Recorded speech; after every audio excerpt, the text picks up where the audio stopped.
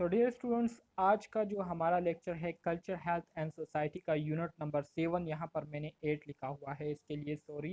So population and demography. So आज के lecture में हम पाकिस्तान की पॉपुलेशन के हवाले से बात करेंगे, ठीक है, कि मुख्तलिफ टाइम में पाकिस्तान की जो आबादी थी वो वक्त के साथ साथ बढ़ती गई और उसके बढ़ने के साथ साथ हमें कौन सी परेशानियां, कौन से मुश्किलात जो है वो दरपेश आए थे। इसके अलावा डेमोग्राफी पर हम बात करेंगे, पॉपुलेशन और डेमोग्राफी को समझेंगे।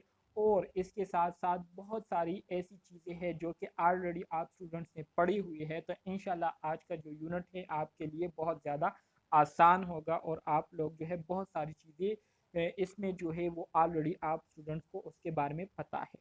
तो यहाँ पर उसकी भी हम रिवीजन करेंगे, ठीक है।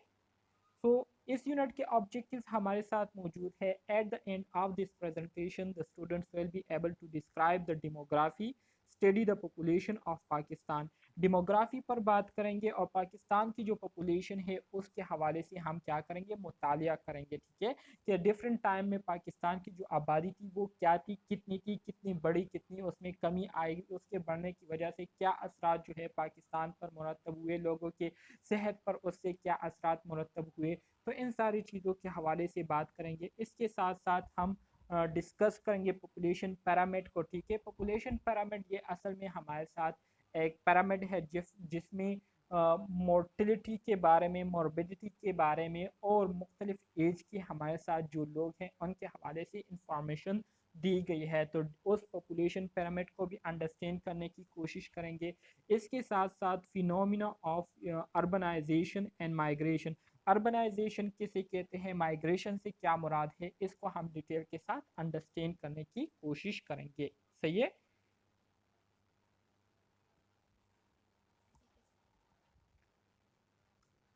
आ जाते हैं पॉपुलेशन की तरफ। What is population? पॉपुलेशन किसे कहते हैं?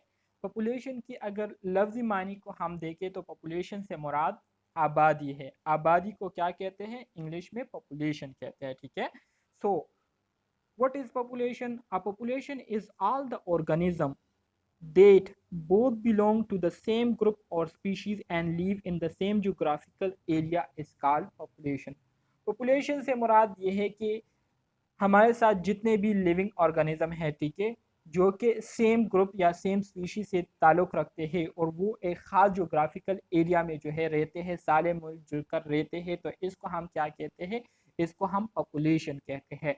सिंपल अल्फाज में बस आप लोगों ने अपने माइंड में ये बात रखनी है कि पॉपुलेशन से मुराद क्या है, आबादी है। और आबादी से मुराद ये है कि किसी भी इलाके में हमारे साथ सेम स्पीशी या सेम ग्रुप से ताल्लुक़ रखने वाले जो लोग होते हैं, जो कि मिलजुल कर रहते हैं, ठीक है, और अपनी जो ज़िंदगी है उसको बसर कर रहे होते हैं, तो इसको हम क्या कहते हैं, इसको हम पॉपुलेशन कहते हैं। सही है।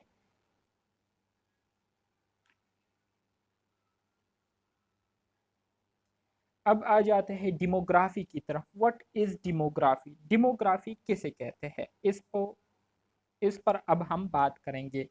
Demography is the study of human population, their size, composition and distribution across place and the process through which population changes, ठीक है। डेमोग्राफी क्या है? डेमोग्राफी असल में हमारे साथ जितनी भी इंसानी आबादी है, तो उस इंसानी आबादी के बारे में जब हम स्टडी करते हैं तो इसको हम क्या कहते हैं, डेमोग्राफी कहते हैं। पॉपुलेशन और डेमोग्राफी में आप लोगों ने फ़र्क को अंडरस्टैंड करना है। पॉपुलेशन का मैंने आपको बताया आबादी को कहते हैं, एक ख़ास इलाके में सेम स्पीशी या सेम ग्रुप से ताल्लुक़ रखने वाले जो लिविंग ऑर्गेनिज्म है वो रहते हैं, ठीक है, तो इसको हम क्या कहते हैं, इसको हम पॉपुलेशन कहते हैं। और इसी तरह से जब इसी पॉपुलेशन के बारे में हम स्टडी करते हैं, ठीक है, जिसमें हम इनकी तादाद को देखते हैं, इनकी बनावट को देखते हैं कि लोग जो है किस स्टाइल में रह रहे हैं, मतलब कम्युनिटी के फार्म में रह रहे हैं, इसी तरह से ग्रुप के फार्म में रह रहे हैं या अलग अलग फासले में एक दूसरे से रह रहे हैं, तो ये इसको हम कंपोजिशन कहते हैं। इसी तरह से मुख्तलिफ एरियाज में कितने तादाद में लोग रहते हैं, कितने ग्रुप्स में लोग रहते हैं, तो इसको डिस्ट्रीब्यूशन अक्रॉस प्लेस कहते हैं, ठीक है। तो ये सारी चीज़ें हम किस में करते हैं, ये सारी चीज़ें हम डेमोग्राफी में स्टडी करते हैं। सो पॉपुलेशन किसको कहते हैं, आबादी को कहते हैं। एंड डेमोग्राफी से मुराद ये है कि उस आबादी के बारे में जब हम स्टडी करते हैं, तो इसको हम क्या कहते हैं, डेमोग्राफी कहते हैं, ठीक है। उस आबादी के बारे में हम क्या स्टडी करते हैं, उस आबादी के बारे में हम ये स्टडी करते हैं कि हमारे साथ जितने भी लोग एक खास एरिया में बसे हुए हैं, वहाँ पर रह रहे हैं, तो उनकी तादाद कितनी है, देयर साइज से मुराद उनकी तादाद कितनी है, वो टोटल कितने तादाद में है, ठीक है। तादाद के बारे में जब आप जान लेते हैं तो उसके बाद फिर हम कंपोजिशन की बात करते हैं कि वो किस तरह से जो है रह रहे हैं, आया ग्रुप के फॉर्म में रह रहे हैं, कम्युनिटी के फॉर्म में रह रहे हैं, सोसाइटी के फॉर्म में रह रहे हैं, ठीक है। तो ये सारी चीज़ें हम कंपोजिशन में स्टडी करते हैं। इसी तरह से उनकी डिस्ट्रीब्यूशन के हवाले से हम बात करते हैं कि मिसाल के तौर पर के में कितने तादाद में लोग रह रहे हैं। मिसाल के तौर पर यहाँ पर अगर 10 लाख पीपल रह रहे हैं, तो 10 लाख लोगों में जो है कितने लोग जो है वो किस एरिया में मौजूद है, कितने लोग जो है वो किस एरिया में मौजूद है, ठीक है। तो मुख्तलिफ एरिया के बेस पर फिर हम उनकी जो डिस्ट्रीब्यूशन है उसको देखते हैं, और इसी तरह से the process through which population change, और वो कौन से प्रोसेसेस है जिसकी वजह से इस आबादी में चेंजेस आती रहती है, ठीक है, तब्दीलियाँ आती रहती है। तो ये सारी चीज़ें हम ह्यूमन पॉपुलेशन में क्या करते हैं, स्टडी करते हैं, और इस फिनोमिना को हम क्या कहते हैं, इस फिनोमिना को हम डेमोग्राफी कहते हैं। सही है, समझ आ गई डेमोग्राफी की आपको? Okay good. तो इसी तरह से डेमोग्राफी में हम बर्थ रेट भी देखते हैं कि पर मिनट के लिहाज से कितने बच्चों की पैदाइश हो रही है। डेथ रेट के बारे में भी स्टडी करते हैं कि पर मिनट के लिहाज से कितने लोग जो है वो मर रहे हैं। और इसी तरह से माइग्रेशन की बात करते हैं कि पर मिनट के लिहाज से कितने लोग जो है एक जगह से दूसरी जगह मुंतकिल हो रहे हैं। So birth, death and migration are the big three of demography jointly producing population stability और चेंज।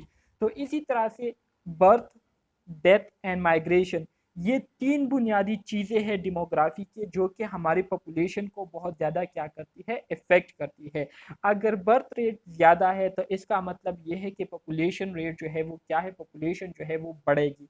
और जब पॉपुलेशन बढ़ेगी तो अगर कंट्री जो है वो अंडर डेवलप है, वो तरक्की याफ्ता नहीं है, तो फिर इनके पास वसाइल जो है वो वक्तन फ़वक्तन कम होते जाएंगे, और फिर इनको जो है बहुत सारी परेशानियों का सामना करना पड़ेगा।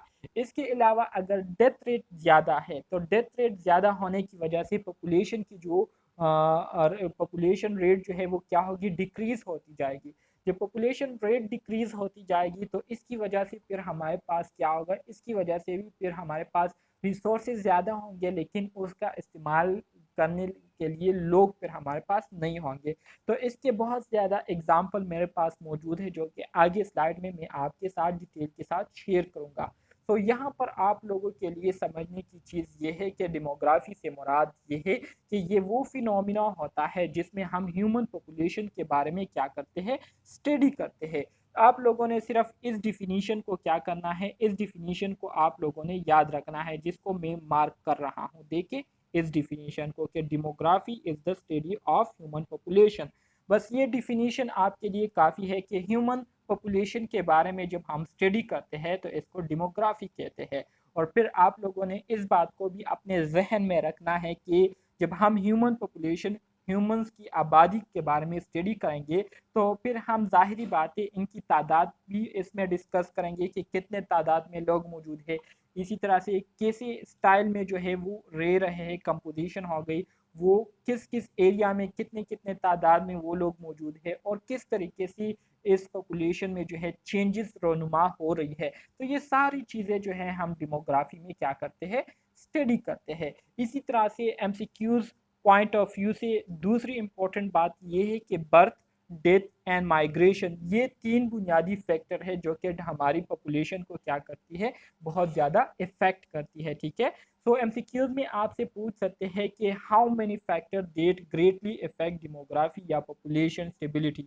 तो आप लोगों ने दिखना है कि 3 फैक्टर है हमारे साथ, जिसमें एक हमारे साथ बर्थ रेट, दूसरा हमारे साथ डेथ रेट, और तीसरा हमारे साथ माइग्रेशन रेट है, ठीक है। तो ये तीनों चीज़ें जो है हमारी डेमोग्राफी को बहुत ज़्यादा क्या करती है, प्रेजेंट करती है, और ये तीनों चीज़ें हमारे पॉपुलेशन की जो स्टेबिलिटी है उसको बहुत ज़्यादा मुतासिर करती है।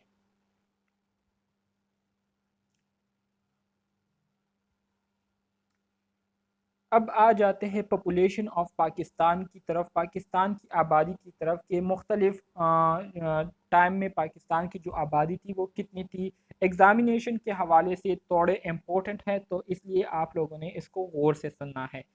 पहला पॉइंट में कहते हैं कि the population in Pakistan in was reported at 184.89 million person in 2014 according to International Monetary Fund।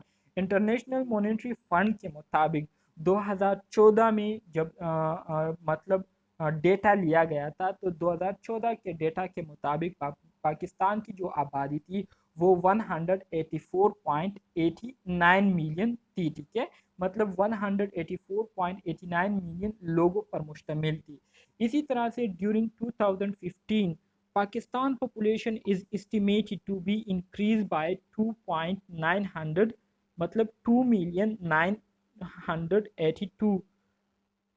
2,982 million people and become 187.831 million according to population census organization। ठीक है, पॉपुलेशन सेंसस ऑर्गेनाइजेशन के मुताबिक 2015 के बारे में ये एस्टिमेट किया गया था कि पाकिस्तान की जो आबादी है वो तकरीबन 2.982 मिलियन जो है उसमें लोगों का इजाफा हो जाएगा, और इसी तरह से इनकी जो आबादी है वो 184 से कन्वर्ट होकर 187.831 मिलियन बन जाएगी। ठीक है, इसके साथ साथ in the beginning of 2016 Pakistan population is expected to be 190.814 million percent. और इसी तरह से 2016 के हवाले से ये प्रेडिक्शन की गई थी, ये अंदाज़ा लगाया गया था कि जब 2016 की शुरुआत होगी तो पाकिस्तान की जो आबादी है वो फिर 190.814 मिलियन लोगों पर क्या होगी, मुश्तमिल होगी, या इसका जो है अंदाज़ा जो है वो लगा रहे थे पॉपुलेशन के हवाले से जो एनालिसिस करते हैं उन लोगों के मुताबिक। ठीक है, तो ये डेटा जो है आप लोगों ने इसको थोड़ा अच्छे तरीके से याद करना है। इसका जो है आने के चांसेस है, मतलब ये पॉइंट आ सकते हैं, सो इसलिए आप लोगों ने इसको अच्छे तरीके से याद करना है। पॉपुलेशन ऑफ पाकिस्तान मजीद आगे बढ़ते हैं। In general it has also been found that where there is rapid population growth and high fertility rate poverty incidence is also highest. बिल्कुल सिंपल बात है, ये तो बिल्कुल कॉमन बात है हमारे जैसे मुल्कों के लिए। हमारा जो मुल्क है ये तरक्की पजीर है, अभी ये तरक्की याफ्ता ममालिक में शामिल नहीं है। ठीक है, अभी ये मुल्क जो है तरक्की कर रहा है, तरक्की के रास्ते पर गामजन है। तो कहते हैं कि ये तो एक सिंपल बात है कि ज्यू ज्यू पॉपुलेशन जो है उसमें इजाफा होता जाता है, तो और फर्टिलिटी रेट जो है वो इंक्रीज़ होती है, तो इसके साथ साथ गुर्बत के जो चांसेस है वो भी बहुत ज़्यादा क्या होते हैं, इंक्रीज़ होते हैं। ज़ाहिरी बात है जब लोगों की तादाद वक्तन फ़वक्तन बढ़ेगी तो फिर कारोबार के मौके जो है वो कम होंगे। ठीक है, रोज़गार के मौके जो है कम होंगे, जब रोज़गार के मौके कम होंगे तो लोगों को रोज़गार नहीं मिलेगा, जब लोगों को रोज़गार नहीं मिलेगा तो लोग जो है गुर्बत के लकीर में आएंगे, और इसी तरह से लोग जो है गुर्बत का शिकार होंगे, और जब गुर्बत का शिकार होंगे तो वो फिर हेल्थ सर्विसेज को अवेल नहीं कर सकेंगे। जब हेल्थ सर्विसेज को अवेल नहीं कर सकेंगे तो उनको फिर मुख्तलिफ़ किस्म की बीमारियाँ लाहक होंगी, और इसी तरह से इसके साथ साथ फिर मोर्टलिटी रेट जो है वो भी फिर क्या होगा, एक्सीड होगा, बढ़ेगा। लोगों की जो अमवात की शरह है वो भी क्या होगी, इंक्रीज होगी। ठीक है, इस बात की समझ आ गई आपको।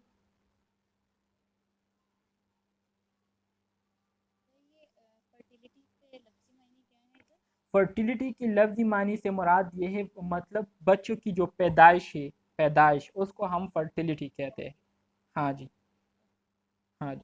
और इसी तरह से मोर्टिलिटी से मुराद ये है लोगों की जो अमवात की शरह है, ठीक है, कि पर मिनट के लिहाज से कितने लोग मर रहे हैं उसको हम मोर्टिलिटी कहते हैं।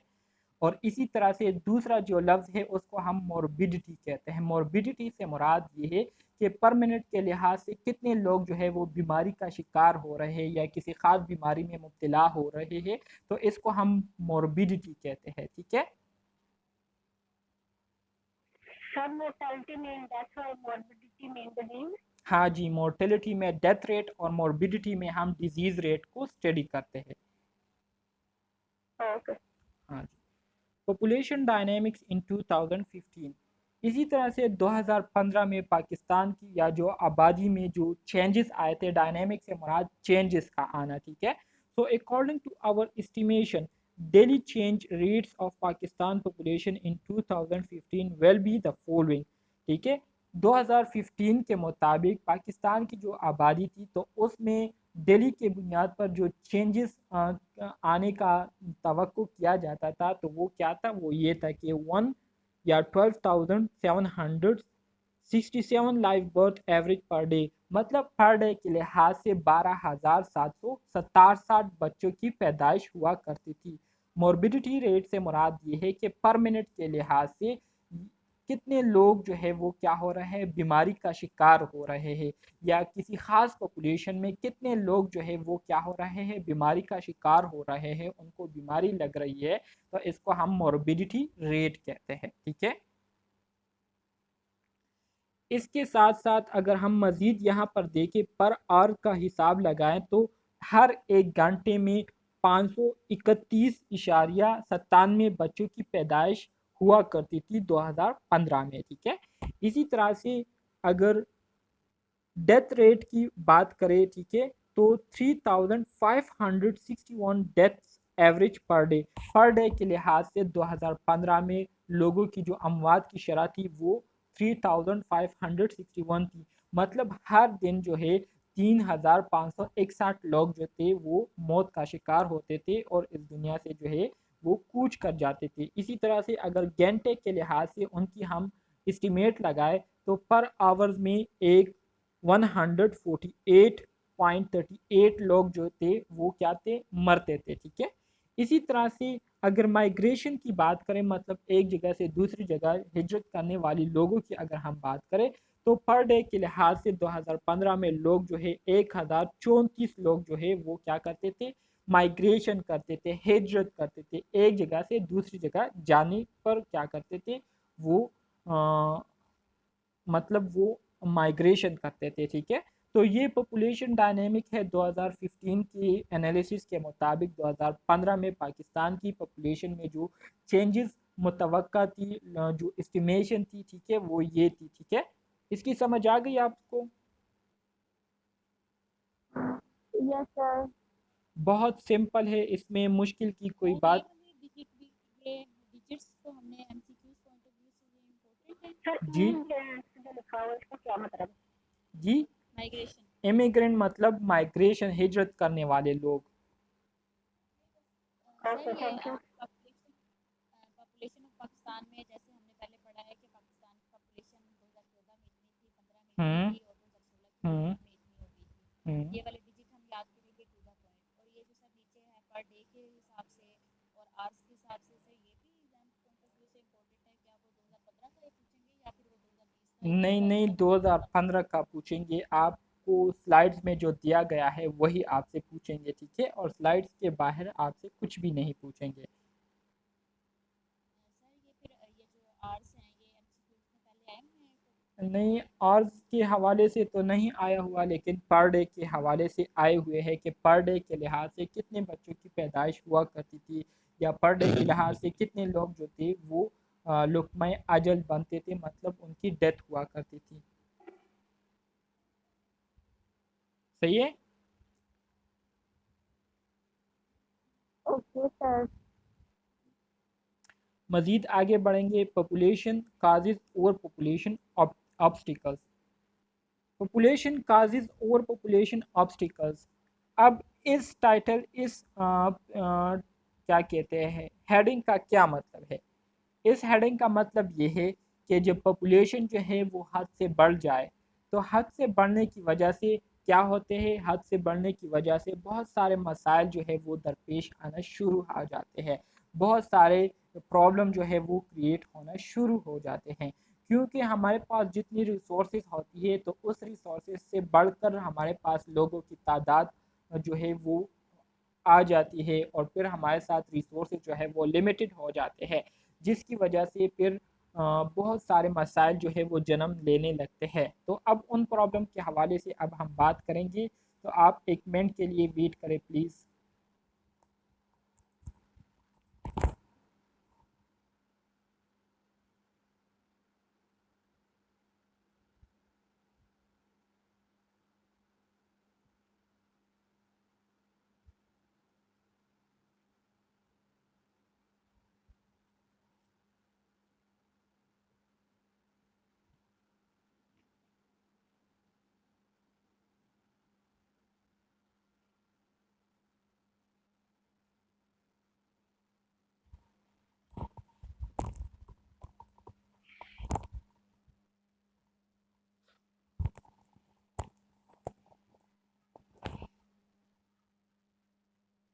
अच्छा जी, तो मज़ीद आगे बढ़ते हैं। सर ये जो पीछे पिक्चर बनी हुई है इसी में मतलब स्लाइड्स के आगे थोड़ी सी वो हिंट मिल रही है हुँ। कि रिसोर्सेज बेचारों पे पॉपुलेशन ने कितना बर्डन डाला होगा उसकी टांगे उसकी चोंच उसकी जी, हर जी, चीज़ बिल्कुल, पर तो बिल्कुल, यही बात है। इसकी एक एग्ज़ाम्पल ये भी है कि अगर आप एक फ़ैमिली को देखें, मिसाल के तौर पर एक फ़ैमिली है, ठीक है, जिसमें पेरेंट्स हैं, उनके जो है 10 बच्चे हैं या 12 बच्चे हैं और एक कमाने वाला है। तो एक कमाने वाला है और 12 या 11 बंदे जो है उसको खाने वाले हैं। तो आप इससे अंदाज़ा लगाएँ कि उस एक बंदे के लिए पैसे कमाना और इन सारे लोगों की जो ज़िम्मेदारियाँ है वो पूरी करना, इन सारे लोगों की जो ज़रूरियात है उसको पूरी करना कितना मुश्किल होगा।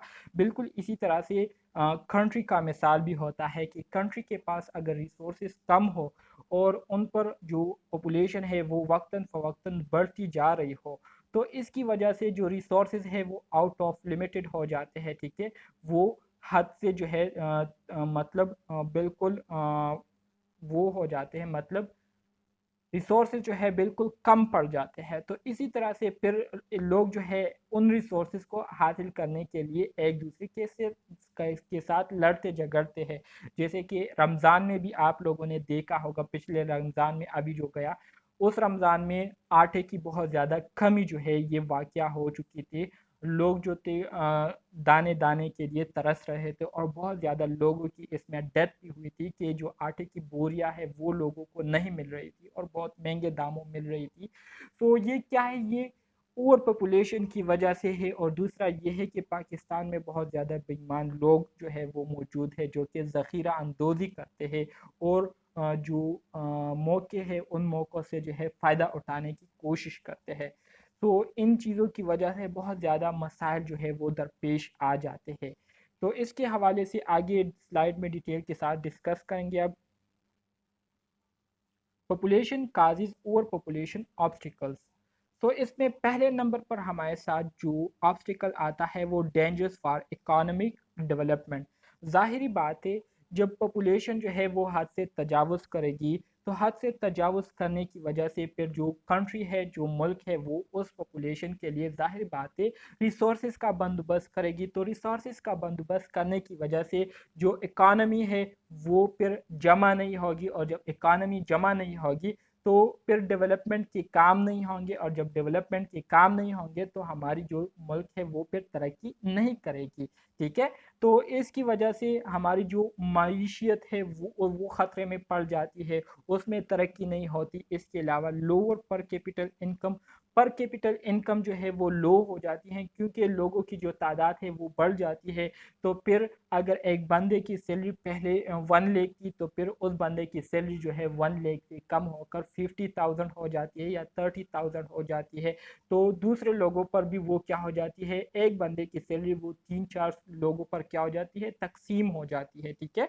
इसी तरह से लो रेट ऑफ सेविंग, सेविंग का जो रेट है वो भी लो हो जाता है। इसके साथ साथ problems for education sector, education sectors के लिए प्रॉब्लम्स क्रिएट हो जाते हैं। जाहिर बात है, आबादी बढ़ने की वजह से एजुकेशन सेक्टर्स मतलब जो स्कूल्स है उसकी तादाद सही नहीं होती, यूनिवर्सिटीज़ की तादाद सही नहीं होती, कॉलेजेस की तादाद सही नहीं होती, जिसकी वजह से बहुत सारे लोग जो है वो इलिटरेट हो जाते हैं, अनएजुकेटेड रह जाते हैं। और दूसरा ये है कि एजुकेशन जो है वो बहुत ज़्यादा महंगी हो जाती है। तो हर एक बंदे की फिर बस की बात नहीं होती एजुकेशन को हासिल करना। जैसे कि आजकल के माहौल में जो आप लोग देख रहे हैं कि एजुकेशन जो है कितनी महंगी है और लोगों ने एजुकेशन से जो है बिजनेस बनाया हुआ है। मतलब एजुकेशन जो है आपके पास नॉलेज है, ठीक है। अब ये नॉलेज जो है आपने इसको हासिल किया है तो जाहिर बात है ज़िंदा रहने के लिए, सरवाइव करने के लिए ये आपके पास एक स्किल्स है, इससे आप जो है अर्निंग करेंगे, ये आपके पास सोर्स ऑफ अर्निंग है। लेकिन अगर आप इससे नाजायज़ फ़ायदा उठाएंगे कि आप जो है प्रॉपर आप अपने स्टूडेंट्स को जो है वो फैसिलिटीज़ प्रोवाइड नहीं कर रहे हैं और पैसे जो है उनसे पूरे के पूरे वसूल कर रहे हैं, जैसे कि आजकल के जो नर्सिंग इंस्टीट्यूट है वो कर रहे हैं। मतलब ये है कि पैसे पूरे के पूरे पूरे लेते हैं और स्टूडेंट के साथ किसी किस्म की कोऑपरेशन नहीं करते किसी भी चीज़ में।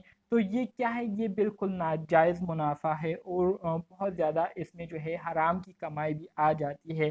तो हराम की कमाई चाहे जितनी भी ज़्यादा हो उसका कुछ जो है वो बरकत नहीं होती और वो जो है उसका कुछ भी फ़ायदा जो है उन लोगों को नहीं पहुंचता जो कि हराम की कमाई खाते हैं, और हराम खाने से नस्लें जो है वो तबाह हो जाती है। तो इसलिए हराम चीज़ों से जो है बचा करें, ठीक है। हाउसिंग प्रॉब्लम, जाहिर बात है लोगों की तादाद जब बढ़ेगी तो फिर रहने के लिए घर जो है वो कम पड़ जाएंगे और फिर घरों घरों का मसला जो है वो पैदा हो जाता है। इसी तरह से लोगों की आबादी बढ़ने की वजह से, लोगों की तादाद बढ़ने की वजह से खुराक की कमी जो है वो दरपेश आ जाती है, जिसको हम फूड शॉर्टेज कहते हैं। पॉपुलेशन एंड कैपिटल फॉर्मेशन, इसी तरह से पॉपुलेशन जो है वो बहुत ज़्यादा बढ़ने की वजह से फिर लोगों के लिए एरिया जो है वो कम पड़ जाता है, ठीक है। लोग जो है कंजेस्टेड रहना शुरू कर देते हैं, जिसकी वजह से बीमारियों का शरह या बीमारियां एक से दूसरे को फैलना आसानी से शुरू हो जाती है और लोग फिर बहुत ज़्यादा तादाद में बीमार होने शुरू हो जाते हैं। अनएम्प्लॉयमेंट, बेरोज़गारी जो है ये पैदा हो जाती है और इसके साथ साथ पॉपुलेशन एंड इन्वायरमेंट जो है ये बहुत ज़्यादा मुतासर हो जाता है। तो ये सारे ओवर पॉपुलेशन के क्या है, ओवर पॉपुलेशन के मसाइल है। ओवर पॉपुलेशन की वजह से ये मसाइल जो है पैदा होते हैं। इनको आपने अपने माइंड में रखना है, इन सारे पॉइंट्स को। आपके एग्जाम में ये सारे पॉइंट्स जो है आ सकते हैं, इनमें से कोई भी एमसीक्यूज आ सकता है कि ओवर पॉपुलेशन की वजह से कौन से मसाइल दरपेश आते हैं। तो फिर यही ऑप्शन दिए गए होंगे, आप लोगों ने उसमें करेक्ट ज्वाइन करना होगा, सेलेक्ट करना होगा, ठीक है। डेमोग्राफी ऑफ पाकिस्तान, पाकिस्तान की डेमोग्राफी की अब हम बात करेंगे तो पाकिस्तान की जो नेशनलिटी है वो क्या है, पाकिस्तानी है, ठीक है। पाकिस्तान में जितने भी लोग रहते हैं और पैदाइशी तौर पर यहाँ पर रह रहे हैं तो उनकी जो नेशनलिटी है वो क्या है, पाकिस्तानी है। इतनी ग्रुप की अगर हम बात करें तो इसमें हमारे साथ मुख्तलिफ कौमों से ताल्लुक़ रखने वाले, मुख्तलिफ नस्ल से ताल्लुक़ रखने वाले लोग हैं, जिसमें हमारे साथ पंजाबियों की तादाद एग्जामिनेशन में एमसीक्यूज पॉइंट ऑफ व्यू से ये वाली स्लाइड जो है बहुत ज़्यादा इंपॉर्टेंट है और इससे बहुत ज़्यादा एमसीक्यूज आए हुए भी है एग्जाम में। पंजाबियों की जो तादाद है वो 44.68% है, ठीक है। पश्तूनों की जो तादाद है वो 15.42% है। सिंधियों की तादाद 14.1% है। सराइकियों की तादाद वो 8.38% है। महाजिर्स की तादाद 7.57% है। बलोचियों की तादाद 3.57% है और इसके अलावा जो बाकी दूसरे माइनॉरिटीज़ है उनकी तादाद 6.28% है। तो एग्ज़ाम में ये पॉइंट जो है एक बहुत ज़्यादा इम्पोर्टेंट है, एमसीक्यूज़ में इससे कोई भी पॉइंट आ सकता है, इसको आप लोगों ने याद रखना है। इसी तरह से यहाँ पर जो मेजॉरिटी रिलीजन है वो क्या है, इस्लाम है, रिलीजन है, ठीक है। रिलीजन में हमारे साथ जो मुस्लिम है, मुस्लिम्स की तादाद 96.4% मुस्लिम है, जिसमें सुन्नी जो है 85 टू 90% है, शिया जो है 10 टू 15% है। इसके अलावा दूसरे जो हमारे साथ मज़हब से ताल्लुक़ रखने वाले जो बहन भाई है, जिसमें हमारे साथ क्रिश्चियंस आ जाते हैं, हिंदू आ जाते हैं, सिख आ जाते हैं, तो वो हमारे साथ 3.6% है, ठीक है। तो एग्ज़ाम के हवाले से ये स्लाइड बहुत ज़्यादा इम्पोर्टेंट है, इसको आप लोगों ने अच्छे तरीके से याद कर लेना है ताकि आपको फिर कोई प्रॉब्लम ना हो। 2 मिनट खुला रहने जी, तो सर आगे ना कीजिएगा, इस पर भी थोड़ा सा खुला रहने तो एग्जामिनेशन पॉइंट ऑफ व्यू से डेमोग्राफी ऑफ पाकिस्तान, ये स्लाइड बहुत ज़्यादा इंपॉर्टेंट है, जिसमें नेशनलिटी पाकिस्तानी है। इतने ग्रुप में पंजाबी 44.68% है, पश्तून जो है 15.42% है, सिंधी जो है इनकी तादाद 14.1% है, सराइकियों की तादाद जो है 8.38% है, मुहाजिर जो है 7.57% है, और बलोची जो है 3.57% है। इसके अलावा जो दूसरे कौमों से ताल्लुक़ रखने वाले लोग हैं वो हमारे साथ 6.28% है। रिलीजन की अगर बात करें तो मुस्लिम ज़्यादा है, मेजॉरिटी है 96.4%, जिसमें सुन्नियों की तादाद 85 to 90% है और शिया की तादाद 15 to 16% है। इसी तरह से दूसरे मज़हब से ताल्लुक़ रखने वाले जो हमारे बहन भाई है, जिसमें क्रिश्चियंस आ जाते हैं, हिंदू आ जाते हैं, सिख बहादुरी आ जाती है, तो उनकी तादाद जो है 3.6% है। ठीक है, तो एग्ज़ाम में ये पॉइंट जो है बहुत ज़्यादा इम्पोर्टेंट है, इसको आप लोगों ने अच्छी तरीके से याद कर लेने हैं। मैंने बार बार जो है आपको इस स्लाइड के बारे में इसलिए बताया ताकि आप लोग जो है इसको इम्पोर्टेंस दें। ठीक है, ओके, आगे बढ़ते हैं।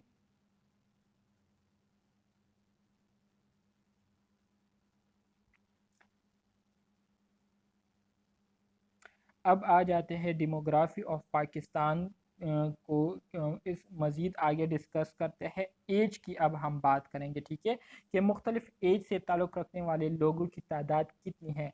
सो 0 से लेकर 14 साल तक जितने भी बच्चे हैं, बच्चियां हैं, तो उनकी जो तादाद है वो 33.3% है। MCQs के हवाले से इम्पोर्टेंट है, जिसमें मेल्स की तादाद 33.59 मिलियन है और फीमेल्स की तादाद जो है 31.79 मिलियन है। ठीक है, बिलियन नहीं है, बिलियन यहाँ पर उनसे गलती हुई है, ये मिलियन है। ठीक है, बिलियन नहीं है। इसी तरह से 15 साल से लेकर 24 साल तक की उम्र के जितने लोग हैं, तो उनकी तादाद टोटल 21% है, 21.5% है, जिसमें मेल्स की तादाद 21.80 मिलियन है और फीमेल्स की तादाद 20.46 मिलियन है। ठीक है, इसी तरह से 25 साल से लेकर 54 साल तक की उम्र के जितने भी लोग हैं, तो उनकी टोटल आबादी जो है वो 35.7% है, जिसमें मेल्स की तादाद 36.39 मिलियन है और फीमेल्स की तादाद जो है वो 33.63 मिलियन है। इसी तरह से 55 साल से लेकर 64 साल तक के उम्र के जो लोग हैं, उनकी तादाद टोटल क्या है, 5.1% है, जिसमें मेल्स की तादाद 5 मिलियन है और फीमेल्स की तादाद 5.04 मिलियन है। इसी तरह से 65 और 65 से फिर ऊपर जितने लोग हैं, तो उनकी तादाद जो है टोटल 4.3% है, जिसमें मेल्स जो है 3.95 मिलियन है और फीमेल्स 4.49 मिलियन है। तो एग्जाम में ये पॉइंट्स भी MCQs के हवाले से बहुत ज़्यादा इम्पोर्टेंट है, आपसे जो है इसमें भी MCQs पूछ सकते हैं। ठीक है,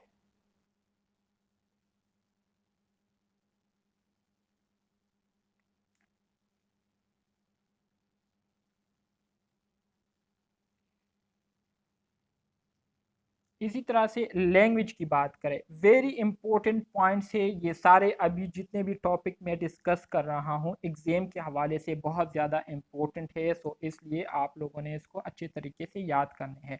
लैंग्वेजेस की अगर हम बात करें तो पंजाबी बोलने वाले लोगों की जो परसेंटेज है वो 48% लोग जो है वो पंजाबी बोलते हैं पाकिस्तान में। इसी तरह से सिंधी बोलने वाले लोगों की तादाद जो है वो 12% है ओवरऑल पाकिस्तान में। सिराइकी बोलने वाले लोगों की जो तादाद है वो 10% है। ठीक है, पश्तो बोलने वालों की जो तादाद है वो और पाकिस्तान में, पूरे पाकिस्तान में वो 8% है। उर्दू बोलने वालों की तादाद 8% है। बलोची बोलने वालों की तादाद 3% है। हिंकू बोलने वाले लोगों की तादाद जो है 2% है। ब्राहवी जो है, ब्राहवी बोलने वाले लोग जो है वो 1% है। और इसके अलावा इंग्लिश ऑफिशियली, इसके अलावा ब्रूस की है या क्या है, और दूसरे जितने भी लैंग्वेजेस है तो वो हमारे साथ 8% है। ठीक है, समझ आ रही है आपको? Yes sir. ये तो सिंपल बातें हैं। इस हुई कौन सी? सर ये तो याद करना बड़ा टफ है। नहीं, टफ नहीं है, इसको आप लोगों ने बाय रिटर्न याद करने होंगे, ठीक है। मतलब इसको 2-3 दफ़ा लिख कर आपको ये याद हो जाएगा। मैं भी जब इसको याद कर रहा था तो पहली बार इसको इसी तरह से पढ़ रहा था जैसे मैंने अभी आपको पढ़ाया। फिर उसके बाद 2-3 दफ़ा मैंने इसको जो है लिखा, ठीक है, और 2-3 दफ़ा लिखने के बाद ये मुझे फिर याद हो गया। तो एक बार इसको पढ़कर और फिर 2-3 दफ़ा इसको आप लिख ले इसी तरह से, तो फिर आपको याद हो जाएगा। सही है। Okay sir. अब आ जाते हैं लिटरेसी के हवाले से बात करेंगे। लिटरेसी से मुराद जितने लोग हमारे साथ एजुकेटेड है, पढ़े लिखे हुए हैं, और इलिटरेट से मुराद जो पढ़े लिखे ना हो, ठीक है। तो लिटरेसी की अगर हम बात करें, लिटरेसी से मुराद वो लोग जिनको लिखने पढ़ने का शऊर हो, जो कि लिखना पढ़ना जानते हो, तो उसको हम क्या कहते हैं, लिटरेसी कहते हैं। The ability to read and write, मतलब वो लोग जो कि लिखना पढ़ना जानते हो, तो इसको हम लिटरेसी कहते हैं, ठीक है। डिफिनीशन की अगर हम बात करें तो age 15 and over can read and write, ठीक है। मतलब 15 साल से लेकर और 15 से फिर ऊपर जितने भी लोग हैं, तो वो लोग जो है क्या कर सकते हैं, लिखना पढ़ना जानते हैं। टोटल पॉपुलेशन हमारे जो लिटरेसी है, लिखने पढ़ने को जानती है, तो उसकी टोटल तादाद 54.9% है। मतलब 54.9% लोग जो है पूरे पाकिस्तान में वो लिखने पढ़ने को जानते हैं, ठीक है। मतलब लिखाई भी कर सकते हैं और पढ़ना भी वो चीज़ों को रीड भी कर सकते हैं, जिसमें मेल्स की तादाद 68.6% है और फीमेल्स की तादाद जो है वो 40.3% है, ठीक है। इसी तरह से पाकिस्तान में एजुकेशन पर जो खर्चा आता है, तो वो टोटल जीडीपी के 2.7% है, ठीक है। जीपीटी किसे कहते हैं, GDP stand for gross domestic product, ठीक है। कि पर साल पर ईयर हमारे जो एजुकेशन सिस्टम है उस पर कितना खर्चा आता है, तो इसको हम जीडीपी कहते हैं। तो 2.7% है। सही है। ठीक है सर। ओके, मज़ीद आगे बढ़ते हैं। Demography of Pakistan educational institution by kind, MCQs के हवाले से बहुत ही इम्पोर्टेंट पॉइंट है। और इससे जो एमसीक्यूज आया हुआ था वो अभी भी मुझे याद है। एमसीक्यूज आया हुआ था हमारे 6 सेमेस्टर में, जिसमें यूनिवर्सिटी के बारे में हमसे पूछा गया था कि पाकिस्तान में हायर एजुकेशन कमीशन से रिकॉग्नाइज कितनी यूनिवर्सिटियां हैं, उनकी तादाद कितनी है। तो 153 यूनिवर्सिटियां हैं, और मैंने ये एमसीक्यूज गलत किया था, मैंने 154 लिखा हुआ था, जिसका अफसोस मुझे अब तक है। अब तक मुझे वो बात जो है याद है कि ये एमसीक्यूज मैंने गलत किया था। तो इसलिए मैं आप स्टूडेंट्स को कहता हूँ कि हर एक चीज़ को जो है आप लोगों ने सही तरीके से याद करना है, ख़ास तौर पर वो चीज़ें जिसके बारे में मैं आपको इशारा करता हूँ कि ये चीज़ें इम्पोर्टेंट है, ठीक है। तो ये पॉइंट जो था, ये एमसीक्यूज मेरा गलत हुआ था, और मैंने 153 की जगह 154 लिखा हुआ था, जो जो मेरे लिए जो है बहुत ज़्यादा काबिल अफ़सोस वाली बात थी कि इतनी मेहनत के बावजूद मैं जो है इस एक चीज़ को गलत कर गया। एजुकेशनल इंस्टीट्यूशन बाय काइंड, तो प्राइमरी स्कूल्स की जो तादाद है पूरे पाकिस्तान में वो कितनी है, वो हमारे साथ 1,56,592 है, ठीक है। पूरे पाकिस्तान में प्राइमरी स्कूल मतलब 1 से लेकर 5 क्लास तक जितने भी स्कूल है, जो कि 5 क्लास तक है, तो उसकी तादाद जो है 1,56,592 है, ठीक है। इसी तरह से फिर मिडिल स्कूल की जो तादाद है, मतलब 1 से लेकर 10 क्लास तक, तो उसकी तादाद जो है 3,20,611 है, ठीक है।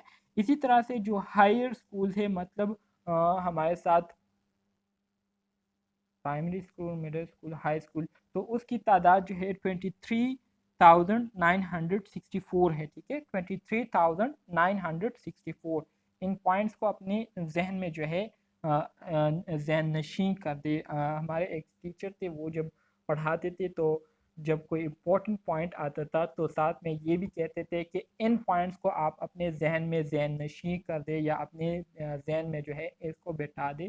तो अक्सर औकात जब कोई इम्पोर्टेंट पॉइंट होता था, तो अक्सर औकात वो ये जुमला भी बोला करते थे कि आप जो है हम वतन गोश हो जाए, मतलब मुझे जो है गौर से सुने या मेरी बात को जो है कंसंट्रेशन के साथ सुने। हम वतन गोश या इस तरह का कोई वर्ड था उर्दू का जो कि वो अक्सर औकात बोला करते थे। So college of art and sciences, art और साइंसेस के जितने भी कॉलेजेस है पूरे पाकिस्तान में, तो उसकी तादाद कितनी है?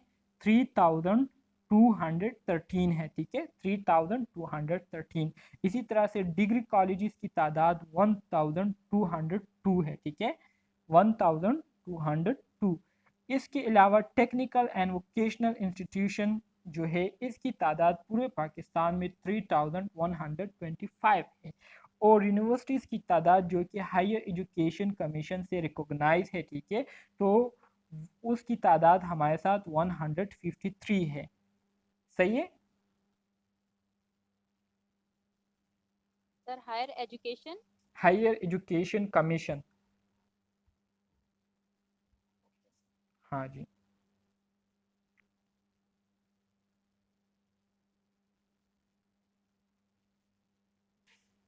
हेल्थ एक्सपेंडिचर मतलब पाकिस्तान में हेल्थ पर कितना खर्चा आ रहा है या हेल्थ पर कितना एक्सपेंड किया जाता है। तो ग्रोथ डोमेस्टिक प्रोडक्ट के हवाले से मतलब ओवरऑल पूरे पाकिस्तान में पर ईयर जो है 2.6 जो है ये पाकिस्तान में हेल्थ पर जो है खर्चा किया जाता है, 2.6%।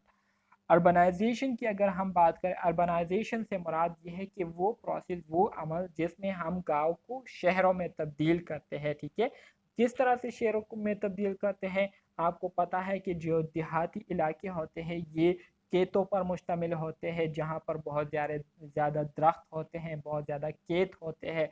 तो उन खेतों को ख़त्म करके वहाँ पर जो है प्लांटेशन की जाती है, वहाँ पर प्लॉट जो है वो बनाए जाते हैं, और इसी तरह से वहाँ पर जो है सब सिटीज़ जो है वो बनाए जाते हैं। जैसे कि आप लोगों ने देखे होंगे जो DHAs है, जो डिफेंस हाउसेस है, और इसी तरह से जितने भी गुलबर्ग हाउसेस है, सिटीज़ मतलब प्रोजेक्ट है, तो ये सारी चीज़ें जो सिटी के अंदर सिटीज़ बनाई जाती है, तो इसको सब सिटी कहते हैं या सब अर्बनाइजेशन कहते हैं। तो अर्बनाइजेशन या अर्बन पॉपुलेशन की जो तादाद है वो 36.2% ऑफ टोटल पॉपुलेशन जो है वो क्या है? शहरी है, मतलब शहरों में रहते हैं। टोटल पॉपुलेशन पाकिस्तान की जितनी है तो उसमें 36.2% जो है वो शहरों में आबाद है, ठीक है। इसी तरह से रेट ऑफ अर्बनाइजेशन की अगर हम बात करें तो हर साल जो है 2.68% जो है क्या होती है? अर्बनाइजेशन होती है, मतलब जितने भी गांव हैं, जितने भी विलेजेस है वो सिटी में कन्वर्ट होते हैं। वहाँ पर जो है डिफॉरेस्टेशन होती है, मतलब क्या कहते हैं डिफॉरेस्टेशन, दरख्तों की कटाई की जाती है, दरख्तों को काटा जाता है और उसको जो है सिटीज़, उस दरख्तों को काटने के बाद उस एरिया को जो है सिटी में कन्वर्ट किया जाता है। तो 2.68% जो है एनुअल रेट है चेंज करके, हर साल जो है 2.68% जो है ये चेंज आती है, ठीक है। और सिटीज़ में जो गांव हैं वो तब्दील होती हैं।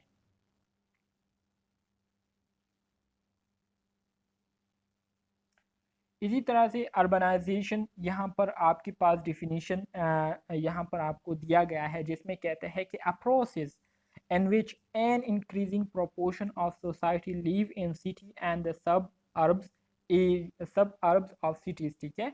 कहते हैं कि अर्बनाइजेशन वो अमल होता है, वो प्रोसेस होता है जिसमें जो सोसाइटीज़ है वो ज़्यादातर सिटीज़ की तरफ, शहरों की तरफ जो है वो शिफ्ट होना शुरू होते हैं, और शहरों की तरफ जो है वो आने लगते हैं, और शहर जो है वो बनते हैं, ठीक है। और इसी तरह से शहरों के अंदर फिर शहर बनते हैं।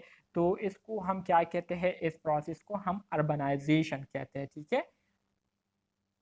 इसके अलावा जो रूरल होता है, रूरल से मुराद जो देहाती इलाके होती है उसको हम रूरल कहते हैं, और अर्बनाइजेशन से मुराद जो अर्बन एरियाज होती है, जो शहरी इलाके होती है, उसको हम अर्बन कहते हैं, ठीक है। और अर्बनाइजेशन से मुराद वो प्रोसेस, वो अमल जिसमें हम शहरों को क्या करते हैं? बनाते हैं, शहरों को हम क्रिएट करते हैं, तो इस अमल को अर्बनाइजेशन कहते हैं। टाइप ऑफ माई इमिग्रेशन या माइग्रेशन, तो इसको देखें। Internal migration, international migration. Internal migration किसे कहते हैं? The spatial movement of a person और group of person within the country. मतलब अपने मुल्क के अंदर आप अपने जो जगह है जहाँ पर आप पैदा हुए थे उसको छोड़कर दूसरी जगह मुंतकिल होते हैं और वहाँ पर रहना शुरू करते हैं, तो इसको हम क्या कहते हैं? इंटरनल माइग्रेशन कहते हैं। इंटरनेशनल माइग्रेशन से मुराद ये है कि ये हमारे साथ वो हिजरत होती है जिसमें आप अपनी आबाई इलाका छोड़ते हैं और दूसरे मुल्क चले जाते हैं, वहाँ पर रहना शुरू कर देते हैं, ठीक है? तो इसको हम इंटरनेशनल माइग्रेशन कहते हैं। सही है? Population pyramid. पॉपुलेशन पिरामिड के हवाले से बात करेंगे। पॉपुलेशन पिरामिड क्या है? जैसे कि मैंने आपको बताया था स्टार्ट में भी, the population pyramid shows the effect of three pattern discuss earlier: birth, death and migration. Population pyramid ये असल में हमारे साथ एक ऐसा मॉडल है जिसके ज़रिए हम तीन बुनियादी चीज़ों को क्या करते हैं? रिप्रेजेंट करते हैं, जिसमें पहले नंबर पर हमारे साथ बर्थ रेट, दूसरे नंबर पर डेथ रेट और तीसरे नंबर पर migration rate. So refer to two-dimensional graph used to display the age and gender structure of population। तो ये असल में हमारे साथ एज और जेंडर स्ट्रक्चर पिरामिड है, ठीक है, जिसमें मुख्तलिफ एज से ताल्लुक़ रखने वाले लोगों और मुख्तलिफ जेंडर से ताल्लुक़ रखने वाले लोगों को हम एज पिरामिड के ज़रिए क्या करेंगे? प्रेजेंट करेंगे। As the birth rate decreases the pyramid take on a more diamond shape। It means that a great proportion of the population are added to the nation productive labor forces, ठीक है? कहते हैं कि जब birth rate decrease होता है, ठीक है, तो बर्थ रेट डिक्रीज होने की वजह से क्या होगा? बर्थ रेट डिक्रीज होने की वजह से हमारे साथ जो पिरामिड है, ठीक है, तो पिरामिड का जो शेप है वो ज़्यादा डायमंड की तरह होगा, ठीक है? जैसे कि आप ये देख सकते हैं नीचे में आपको जो एरिया नज़र आ रहा है सबसे पहले नंबर पर जो सीढ़ी है, ये आपको बर्थ रेट रिप्रेजेंट कर रहा है। तो जितना बर्थ रेट जो है वो डिक्रीज होगा तो ये पिरामिड जो है ये आहिस्ता आहिस्ता सिकुड़ेगा, ठीक है? ये आहिस्ता आहिस्ता सिकुड़ेगा और ये फिर आपको ज़्यादा डायमंड की तरह जो है दिखाई देगा, ठीक है, डायमंड की तरह। इसी तरह से जब बर्थ रेट डिक्रीज होगा तो इसका मतलब ये है कि लोगों के पास फिर ज़्यादा अपॉर्चुनिटी होगी जॉब के, ठीक है, ज़्यादा अपॉर्चुनिटीज़ होगी काम करने के, तो फिर लोगों के पास जो है काम करने के लिए अपॉर्चुनिटीज़ ज़्यादा होगी और मुल्क जो है वो जल्दी तरक्की करेगा। लेकिन इसके बनिस्बत अगर बर्थ रेट इंक्रीज़ होती है, ठीक है, बच्चों की तादाद जो है वो बढ़ रही है, तो रिसोर्सेज जो है वो कम होते जा रहे होते हैं। रिसोर्सेज कम होने की वजह से फिर जो लेबर फोर्स है उसमें डिक्रीज आएगी और पॉपुलेशन या मुल्क की जो क्या कहते हैं डेवलपमेंट है वो फिर ज़्यादा अच्छे तरीके से नहीं होगी, ठीक है? तो ये हमारे साथ पॉपुलेशन पिरामिड है। इसको मैं आपके साथ मज़ीद नेक्स्ट क्लास में जो है डिटेल के साथ शेयर करूँगा, डिस्कस करूँगा, और बहुत सारी चीज़ें ऐसी है जिसमें जो है इस पॉपुलेशन पिरामिड में डिस्कस किए जा सकते हैं, तो वो मैं आप स्टूडेंट्स के साथ डिस्कस करूँगा, ठीक है? तो ये आज का सर हम इसकी जी जी सर इसकी सही से समझ नहीं आई है सर। इसमें तो ये जो सैंपल बने हुए हैं पिंक कलर का, और ये जो दूसरा है मेडिकल की लैंग्वेज में, तो ये लड़की और लड़के का सैंपल है। जी जी, तो यही मैंने आपको कहा ना कि जो पॉपुलेशन पिरामिड है इसको बेसिकली हम किस मकसद के लिए रिप्रेजेंट करते हैं? बेसिकली इसको हम इस मकसद के लिए यूज़ करते हैं कि इसके ज़रिए हम जेंडर्स की जो आइडेंटिफिकेशन है वो करते हैं कि हमारे साथ मेल्स की तादाद कितनी है, फीमेल्स की तादाद कितनी है। इसी तरह से मेल्स की तादाद मतलब जितनी तादाद में मेल्स मौजूद है तो वो ज़्यादातर कितने एज में है, मतलब कितने एज के मेल्स जो है वो ज़्यादातर उनकी तादाद ज़्यादा है, या कितनी एज की जो फीमेल्स है वो ज़्यादा तादाद में है, ठीक है? तो इसको हम क्या करते हैं? पॉपुलेशन पिरामिड के ज़रिए आइडेंटिफाई करते हैं। इसी तरह से बर्थ रेट हो गई, डेथ रेट हो गई और माइग्रेशन रेट, ये भी हम पॉपुलेशन पिरामिड के ज़रिए क्या करते हैं? आइडेंटिफाई करते हैं। तो इसी वजह से मैंने अभी आपको कहा कि इसको मैं मज़ीद आप स्टूडेंट्स के साथ डिस्कस करूँगा लेकिन नेक्स्ट स्लाइड्स में। सर ये पॉपुलेशन पिरामिड जो है इसका आगे और पोर्शन मतलब है जिसमें हम बर्थ, डेथ और माइग्रेशन का अलग से पिरामिड बनाएंगे और इसका ये अलग से जी बनाएंगे, जी, है, ऐसे ही ना सर? बिल्कुल है, एपिडेमियोलॉजी में भी है और इसमें भी है। तो मैं आपके साथ वो डायग्राम भी शेयर कर दूंगा और साथ में डिस्कस भी कर दूंगा ताकि आपको उसकी समझ आ जाए, ठीक है। ठीक है, अभी कल सर इसका हम बाकी का पार्ट, मतलब ये तो यहाँ खत्म हो गया, हम ये नेक्स्ट ख़त्म ऐसे ही हो गए। डिटेल के साथ पढ़ेंगे। नेक्स्ट क्लास जो है हम नेक्स्ट यूनिट का पढ़ेंगे, उसके बाद फिर लास्ट में हम पॉपुलेशन पिरामिड्स को डिस्कस करेंगे।